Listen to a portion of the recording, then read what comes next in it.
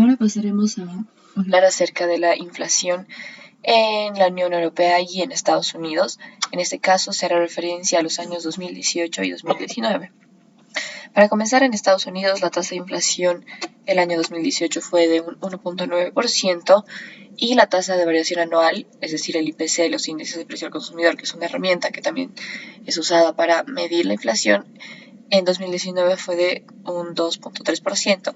En este escenario podemos ver que en años anteriores, en años previos a la pandemia, la inflación no había una gran diferencia entre los años. En el caso de la Unión Europea, la inflación general en la zona del euro descendió en 2019 y tuvo un promedio de un 1.2% frente a un 1.8% registrado en 2018. Esto debido a que se dieron menores contribuciones tanto en la energía como en los alimentos, y si es que se excluyeran estos dos componentes, se tendría una inflación de un 1% en 2019, lo cual es bastante bajo, ¿no? Y muestra cierta estabilidad. Estados Unidos cerró 2020 con una inflación del 1.5%, la menor en 5 años, y un incremento de los precios al consumo del 0.4% en diciembre, muy por debajo del nivel que la Reserva Federal considera saludable para la economía.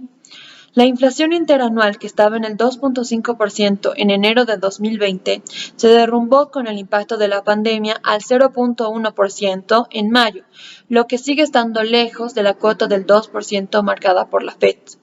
La Fed mantuvo los tipos de interés en el casi 0% como un esfuerzo por sustentar la recuperación de la economía. En una reunión del 2020, el Comité de Mercado Abierto de la Reserva Federal se mejoraron las perspectivas económicas para el país y se anticipó un crecimiento del 4.2% y una tasa de desempleo del 5% para el 2021.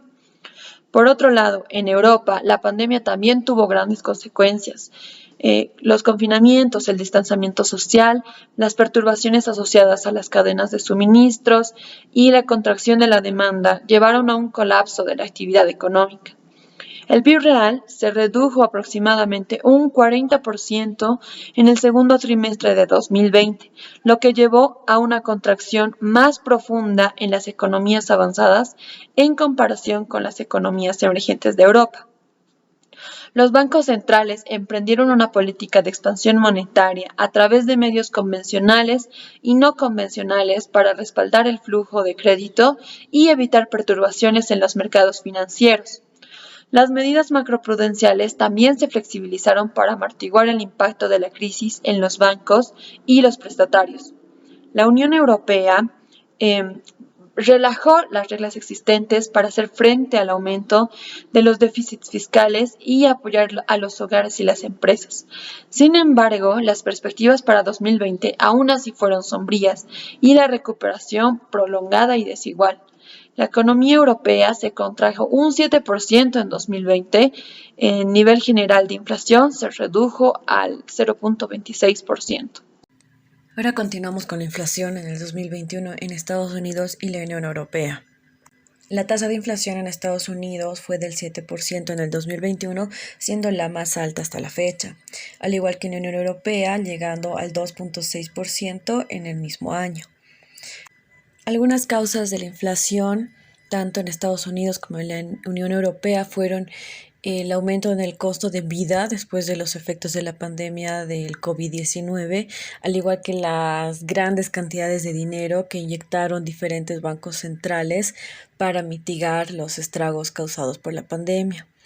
Otra causa también es la crisis de los contenedores, donde cientos de barcos se quedaron en la deriva para poder vender todos los tipos de productos, entregar y mover la economía.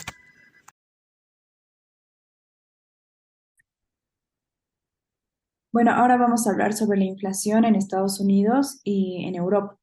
Como podemos ver en la imagen, la inflación alcanzó un nuevo récord en los 19 países que utilizan el euro, impulsada por los precios descontrolados del gas y de la electricidad debido a la guerra entre Rusia y Ucrania.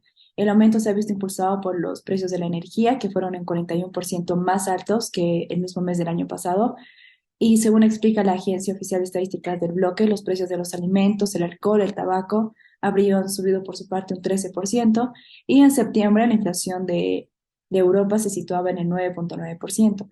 En sus últimas perspectivas, el FMI estimó que la eurozona crecería un 3,1% en 2022, pero un 0,5% en 2023.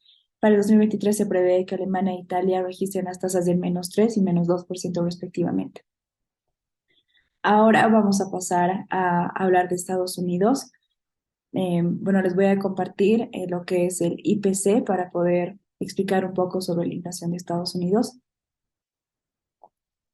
Bueno, en este caso también tenemos que la tasa de variación anual del IPC en Estados Unidos en octubre del 2022 ha sido del 7,8%, 4 décimas inferior a la del mes anterior. La variación mensual del IPC ha sido del 0,4 en forma de la inflación acumulada de 2022, que es el 6,9.